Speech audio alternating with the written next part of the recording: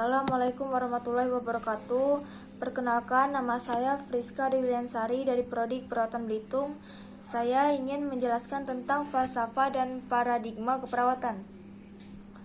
Falsafah keperawatan merupakan pandangan dasar tentang hakikat manusia dan esensi keperawatan yang menjadikan kerangka dasar dalam praktek keperawatan.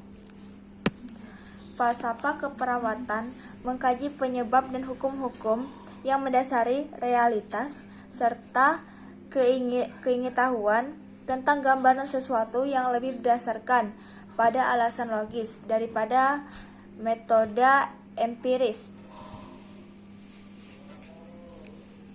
Esensi falsafah keperawatan yaitu memandang pasien sebagai makhluk yang holistik yang harus dipenuhi segala kebutuhannya, baik biologis, psikologis, sosial, dan spiritual yang diberikan secara komprehensif.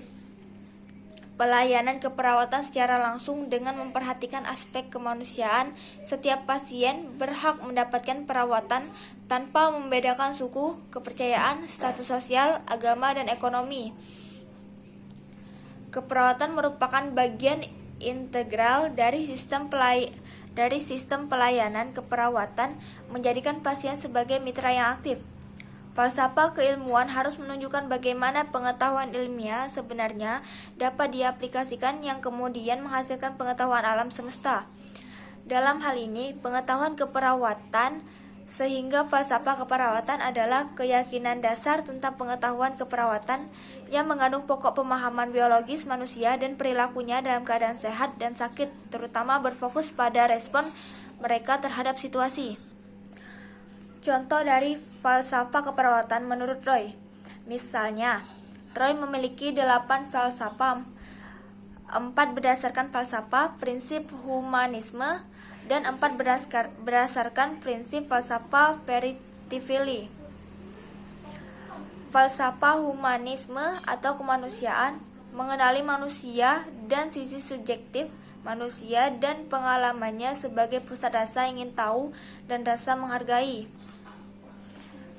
Sehingga ia berpendapat bahwa seorang individu, yang pertama, saling berbagi dalam kemampuan untuk berpikir kreatif yang digunakan untuk mengetahui masalah yang dihadapi dalam mencari solusi. Kedua, bertingkah laku untuk mencapai tujuan tertentu, bukan sekedar memenuhi hukum aksi-reaksi. Yang ketiga, memiliki holims intrinsik.